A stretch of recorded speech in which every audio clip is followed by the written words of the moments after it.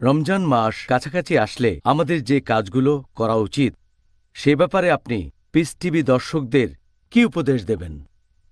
আমি উপদেশ দেব যে প্রত্যেক মুসলিম পুরুষ বা নারী এই রমজান মাসে এই ব্যাপারে দৃঢ় সিদ্ধান্ত নেবে যে তারা এই আশীর্বাদের মাসে রমজান মাসে প্রতিটা দিনই রোজা রাখবে। আর আমরা চেষ্টা করব যাতে এই মাসের সব উপকারিতা নেওয়া যায়। এই আশীর্বাদের মাসে আমরা একটা মিনিটও তুচ্ছ বা সামান্য কাজে ব্যয় করব না। এই মাসে আমরা যতটা পারি আল্লাহ সুবহানাহু ওয়া তাআলাকে স্মরণ করব। আমরা তার কাছে দয়া ভিক্ষা করব, তার কাছে ক্ষমা প্রার্থনা করব। আমরা চেষ্টা করব যাতে তার ভালোবাসা পেতে পারি। আর এই সময়ে বাড়ানোর চেষ্টা করব আমাদের ধার্মিকতা, আমাদের ন্যায়নিষ্ঠতা, আমাদের ধৈর্য।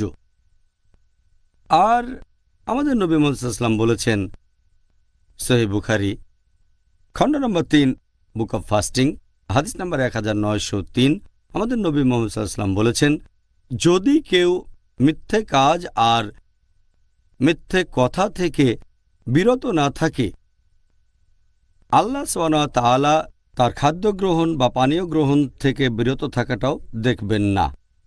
তার মানে যদি কোনো লোক মিথ্যে কাজ এবং মিথ্যে কথা বলা বাদ না দেয়, আল্লাহ তাহলে তার পানাহারে বিরত থাকাটাকে কোনো গুরুত্ব দেবেন না।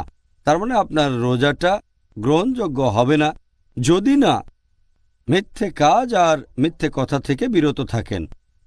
আমাদের প্রিয় নবী মুহাম্মদ সাল্লাল্লাহু আলাইহি ওয়াসাল্লাম তিনি আরও বলেছেন, এটাও একটা সহিহ হাদিস যেটা উল্লেখ করা হয়েছে মুসনাদ আহমদে খণ্ড নম্বর 2 পৃষ্ঠা নম্বর 230 হাদিস নম্বর 7148। এই হাদিসটা এছাড়াও আছে সুনান আল নিসাইতে অধ্যায় নম্বর 5 হাদিস নম্বর 2106।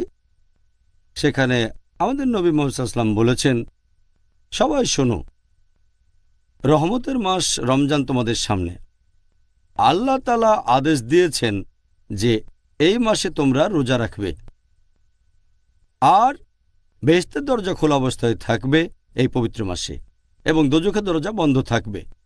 শয়তান এই সময়ে শেকলে বাঁধা থাকবে।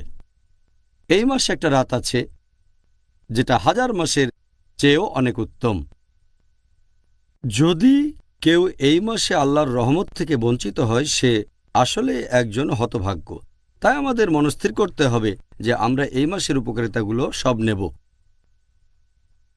আমাদের নবী মুহাম্মদ সাল্লাল্লাহু আলাইহি ওয়াসাল্লাম বলেছেন, এটার উল্লেখ আছে সহিহ বুখারীতে খণ্ড নম্বর 3 বুক অব ফাস্টিং হাদিস নাম্বার 1901। আমাদের নবী মুহাম্মদ সাল্লাল্লাহু আলাইহি ওয়াসাল্লাম বলেছেন যে যদি কেউ এই মাসে রোজা পালন করে বিশ্বাসের সাথে এবং আল্লাহর কাছ থেকে পুরস্কার পাওয়ার জন্য, তার অতীতের সব গুনাহ ক্ষমা করা হবে। তার মানে আমরা যদি আন্তরিকতার সাথে এই মাসে রোজা রাখতে পারি, আল্লাহর কাছ থেকে পুরস্কার পাওয়ার জন্য আমাদের অতীতের সব গুনাহ ক্ষমা করা হবে। চিন্তা করেন, এভাবে খুব সহজেই আমরা অতীতের সব গুনাহ থেকে ক্ষমা পেতে পারি।